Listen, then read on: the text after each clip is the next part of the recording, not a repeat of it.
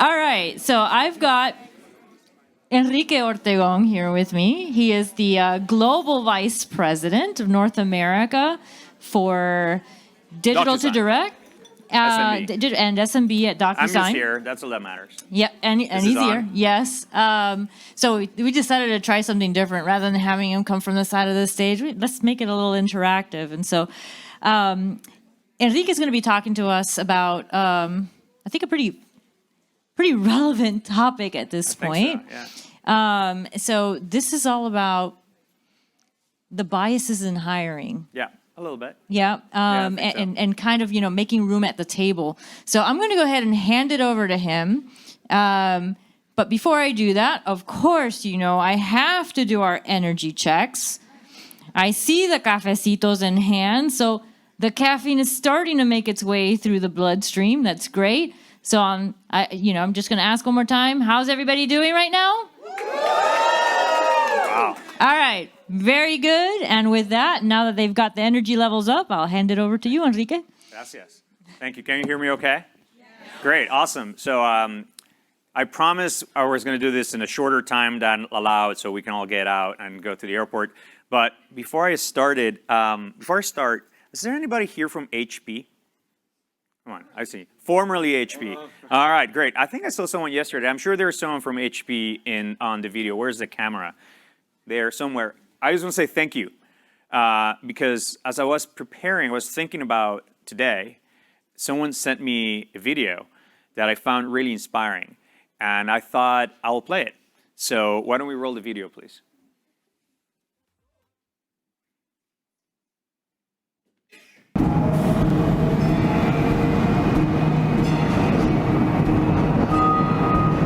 What are Latino jobs? But the stereotype here, of course, is that you build fences. I don't know. What's anybody's job? Janitorial or the carts or the corn. I'm in the construction business, so a lot of Construction, roofers, lawn. Jobs that don't require a high level of education. Unfortunately, I think construction, which is really sad, actually. But that's the first thing that comes to mind.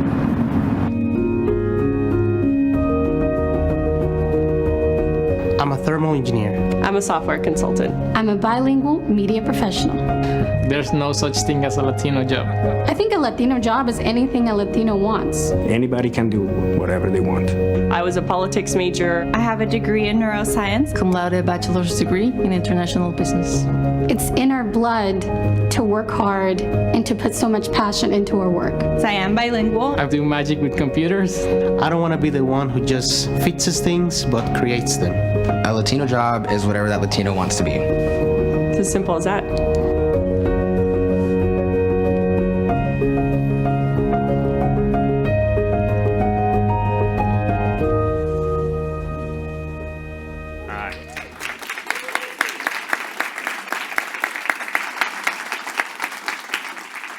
I think there's too much mint in my tea because there's like a tear in my eye. Let the record show that I do not work for HP. But I am so grateful to be here. And not only here in Armonk, New York, which I've never been, and with all of you, but used to be here working in tech as an executive that happens to be Hispanic. And it's not lost on me that I am here through a combination of privilege and luck. Although I did not grow rich, it was through hard work and effort and sacrifice that my mom and my dad, my family, gracias mamá y papá, they afford me the privilege of having a good education. They sent me to private school. They pushed me to learn English. That's what you had to do. And they allowed me to travel and see the world outside of my hometown. And I've been very lucky that through my career, people have taken huge bets on me. They pushed the boundaries, they drew outside the lines, and opened doors for me. They gave me a chance. And a chance that I think is my duty to work really, really hard to honor and to give back. I am an anomaly. I did not meet the requirements of the first job I had when I joined the tech world. my only qualification was I was able to open my laptop and turn it on. I don't even have an iPhone. But a friend of mine helped me open the door, put my foot in, saw the crack, and came in. And, sometimes it kind of felt like, I don't know if you remember it, so maybe it still happens at your house when you had a dinner party, your table fits 6, but 12 people show up. And what do? In Spanish, you say, le echamos agua a los frijoles, right? And then you pull chairs, the couch, you paint buckets, right? And everybody wiggles in. My mom used to say, nos sentamos como Horacio con una nalga en el espacio. I was debating whether you would say that or not, but it's like, let's just go for it. You guys seem like a receptive crowd. Let's go. Yeah, there you go. So I like my mom too. She says hi. She's like, are you recording this? Like, I don't know, Mom. I'll find out. But so that's kind of how I felt. But then I thought, maybe we should work more towards actually making the table bigger, right? It's making the table bigger so that everybody, has the same seat, the same height, the same space, the same right, the same stature, right? The same chances. Because although, my dining table might look like this, your dining table might look like this, let me show you a picture of the first meeting room table, the first meeting room I had when I worked in tech. Yeah, exactly. Right? Yes. It's very welcoming. So, yeah. So, yeah, they're very smiling. Yeah, anyway.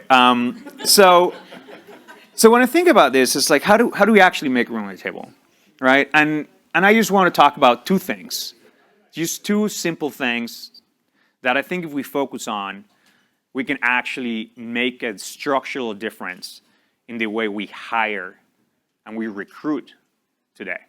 And the first one, let's just talk about culture, right?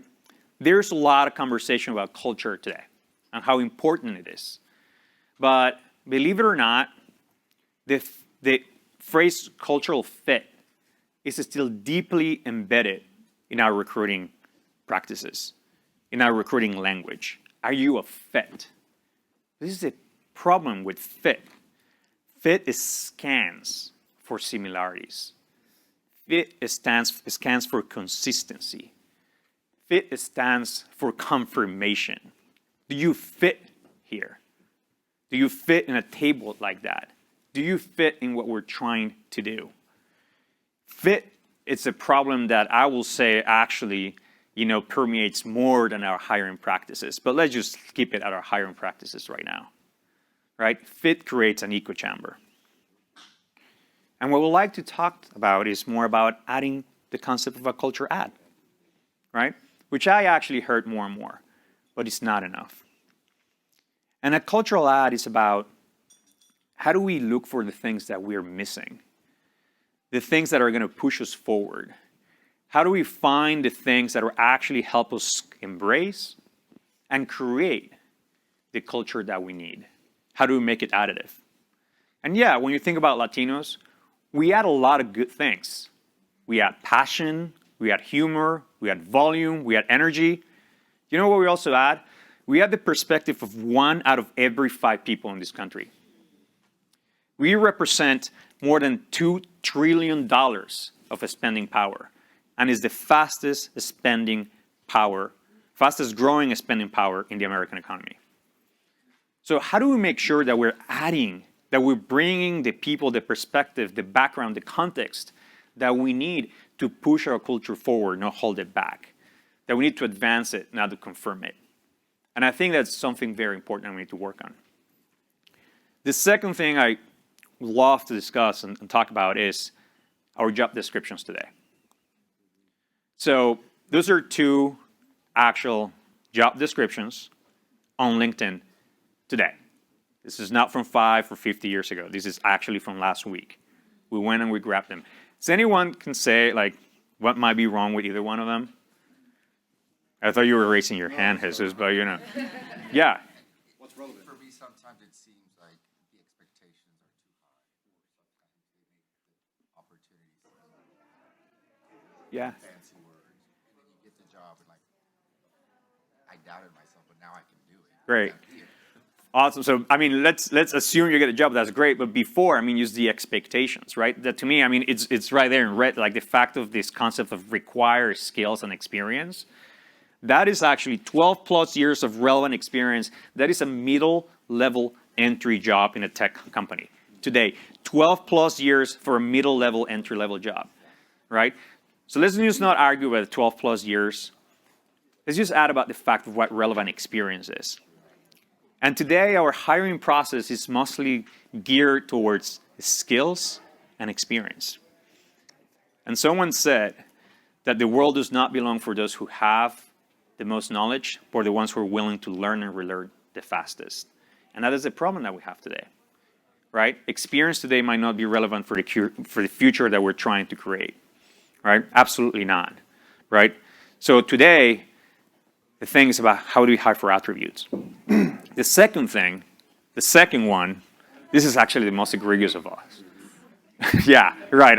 I can see Julissa. It's like, yes, absolutely. What if I don't even like American football? Right? Like, what if I want to be a musician? What if I want to be a ballerina? What actually a contact sport have to do with it, or anything else? Right? So what if instead of stereotyping for skill sets and other things, we talk about actual attributes that are going to help us push the future forward? And it's okay to ask for demonstrated examples. It's okay to ask for demonstrated experience with those attributes. But I'm talking about the ability to learn. I'm talking about growth mindset. I'm talking about demonstrated examples of creativity, collaboration, and curiosity. And I think when you do that, you completely open, right? You grow the table, you cast a wider net, and you open yourself and your organizations for a wider range of possibilities. Because right now, if you look at our addressable talent market in the existing tech space, is what? 8% of the workers in the tech space that are acquiring that relevant experience are Hispanic.